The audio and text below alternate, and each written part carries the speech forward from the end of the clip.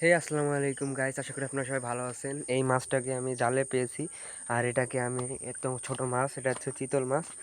তো এই যে এত ছোট মাছ খাওয়া যায় না বিধায় ছেড়ে দিব। আর এটা এটা যদি বড় হয় ইনশাল্লাহ আপনাদেরকে আমি আবার এই ভিডিওতে দেখাবো, এই চ্যানেলে ভিডিওতে দেখাবো।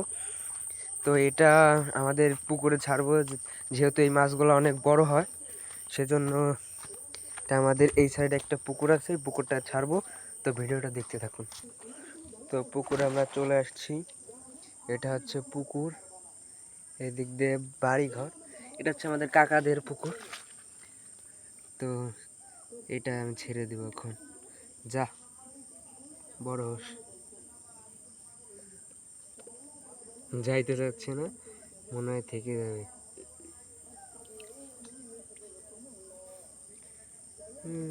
চলে গেল।